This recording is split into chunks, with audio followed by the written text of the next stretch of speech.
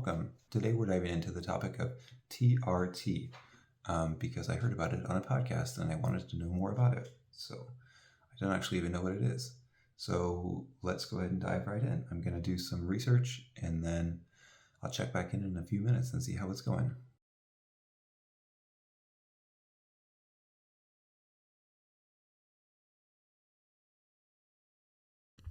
TRT is testosterone replacement therapy. It is usually prescribed for people who have hypogonadism, which I'm assuming has something to do with the gonads. And hypo means higher than, I think. I can't remember exactly. So I'm still just getting a cursory overview, but I want to come up with some specific questions so that I can kind of narrow my focus down. One of the reasons that it was intriguing to me when I heard about TRT is because the person who said they were on it said that they had much higher levels of focus. Their mood swings were less severe, I think, but he was also describing that there are a lot of other things that are risk factors for using TRT, which can be like your testes will stop producing testosterone. Like when you get older, your testes will stop producing testosterone or something like that, which sounded concerning. And also it sounded like you get kind of roidy ragey if you have more testosterone, which is kind of a thing with testosterone because that's what it does. Yeah, I don't know. So specific focus for me. Let's try for this next research phase. Let's see if I can focus on what are the downsides to using TRT therapy. Let's focus on who should be using TRT therapy, testosterone replacement therapy. So saying therapy is redundant, but let's focus on who should be using TRT and who should not be. All right, so let's take a look at the things we've learned so far. So who it's for is people with systematic hypogonadism, like we learned before. There's lots of benefits to TRT for people who are actually supposed to be taking it. Things like increased libido, increased bone density, lots of more energy, all of the other things that come with like commonly understood benefits of testosterone. For people who like might not have as high levels of like masculine energy, adding in more testosterone to the mix will probably help with that. But you probably should be monitored for things like polycythemia, peripheral edema, cardiac and hepatic dysfunction. I don't know what any of those are. So hypogonadism is the actual term that we mentioned before, which this says hampers the ability to produce normal amounts of testosterone due to a problem with the testicles or with the pituitary gland that controls the testicles. And with my limited knowledge, I believe that the pituitary gland is like that little gland in the back of your head that controls like all of your growing functions, I think. A big deal. So people who it is not for is people who just want to stop aging, because I think that can be a draw.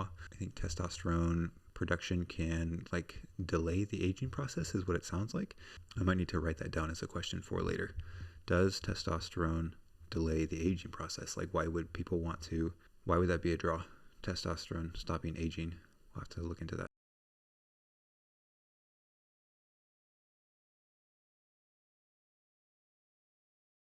I have some thoughts.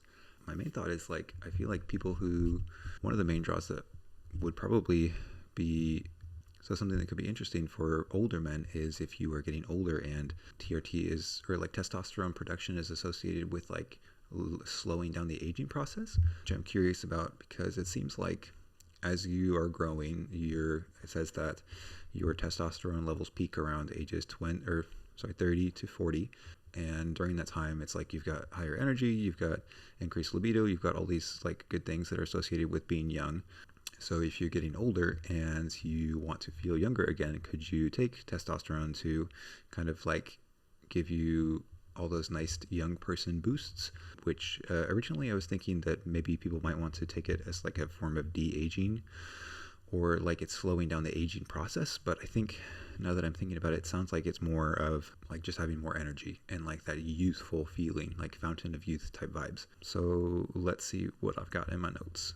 So it looks like the American College of Physicians indicate that testosterone therapy might improve sexual function somewhat in some men, but there's little evidence that it improves other functions such as vitality and energy. So if your sex drive is really taking a turn for the worse, then this might help you, but it's probably not. If you're older and you're having trouble with testosterone production, this probably won't help you that much with your like vitality and your energy levels, according to this article.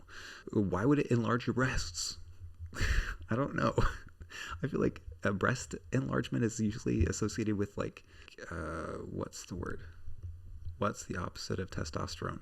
Anyways, Bob did get bitch tits. If you're familiar with the movie Fight Club, I think Bob had this condition where he had a hypogonadism, I think, and he had to get his testicles removed or something, and he ended up getting big old bitch tits in that movie. But I don't understand what the heck is the opposite of testosterone? Frick, why can't I think of the word? Estrogen. God damn it. So I feel like estrogen is usually... So like if you lose your testicles, do you start producing more estrogen? Because your body's producing both naturally, right? Honestly, I think I'm crazy. Does your body produce both? I'm pretty sure it does. If you lose your ability to produce testosterone, is your body just only producing estrogen? And now you've got bitch tits? But what the heck? It's saying that one of the risks of taking TRT is that you will get larger breasts. I don't know. Some other risks, worsening sleep apnea, acne, skin reactions. You could maybe stimulate a non-cancerous growth, which is not great. Stuff blocking your blood flow and that kind of thing. But I digress. I want to learn a little bit more about the de-aging process of TRT, so we'll be back.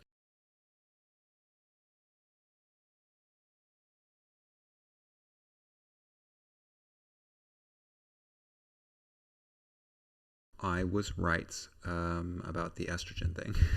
Both sexes produce estrogen and testosterone. Obviously, in women, it's like a much higher level of estrogen production, and in men, it's a much higher level of testosterone production. But yes, anyways, so I copied this blurb from an article from a journal. Aging is characterized by testosterone deficiency due to decreasing testosterone levels associated with low testicular production. So I think what this is getting at essentially is that they are not kind of using testosterone as a way to gauge like your age, like cellular age and all that stuff, like actual aging. They're using it to gauge like your like level of vitality and like just general well-being age, which I feel like is a different kind of aging. I feel like there should be a different way to specify which one is which.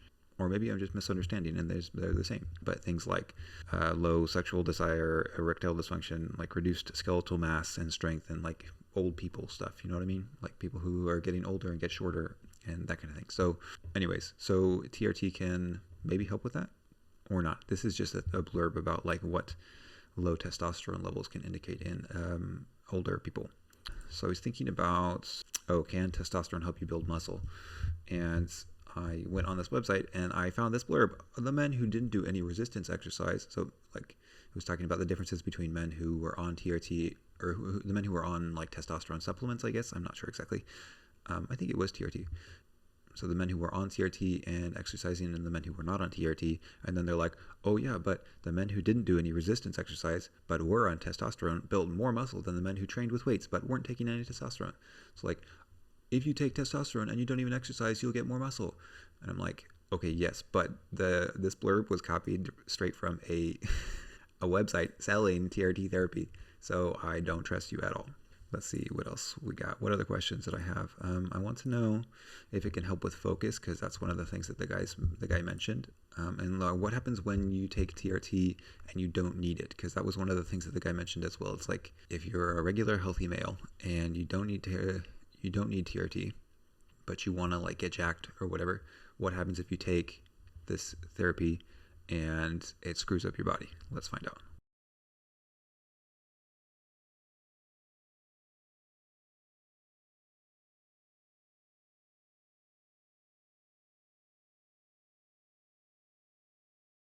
Basically, so this is kind of what I was learning on the podcast. What they were saying is that basically if you are taking TRT, it's because you already have like hypogonadism. So I said before that hypo means above, which is wrong. It's hyper. Hyper means higher than, and hypo means lower than or less than or whatever. Hannah's going to kill me because I'm using the wrong words, but I don't care. Hypogonadism is your testicles are shrinking and they're not doing their job. So If you have that, then the TRT can be helpful because it can kind of make up for the lack that your gonads are not producing what they're supposed to be producing. But if you are on TRT, it is going to shrink your testicles and then do the job it was supposed to do. But shrunken testicles are shrunken testicles. So not a great fit. So let's see. So this information came from the Urology Times, which they said that several authoritative sources dismiss these risks, which makes me think that these findings need to be taken with a grain of salt. But also, I don't know. I usually err on the side of caution. So if several authoritative sources are saying that these are like not that big of a deal, then maybe they're not that big of a deal. But also, how motivated are the authoritative sources by the drug companies that are pushing these drugs? I don't know. So in the Urology Times, it said exogenous testosterone suppresses testicular function. So like I was saying, it will stop your testicles from actually working. So if you decide to stop TRT, the recovery from the low T, I don't know why the articles keep saying T when they mean testosterone. They keep using things like big old words like exogenesis or hypogonadism, but for some reason when they say testosterone, they just use the letter T. Like, why? Their recovery from the drug-induced low T may be highly symptomatic and prolonged. In some cases, testicular function may never return, even to its pre-treatment baseline. So it also says cessation of testosterone therapy may result in the restoration of baseline serum testosterone levels. However, these hypogonadal men may feel markedly symptomatic and desire higher serum testosterone levels. It's like you might go back to your base levels, but because you were at a level that was higher than your normal level, even if you go off, you might be like, oh, I don't feel as good as I did, so I need more, which is not ideal. And many people, so this is what I was saying before, many people are unaware that TRT shuts down a man's natural production of the hormone, often causing the testosterone-producing cells to stop working and the testicles to soften and shrink. I don't want shrunken testicles.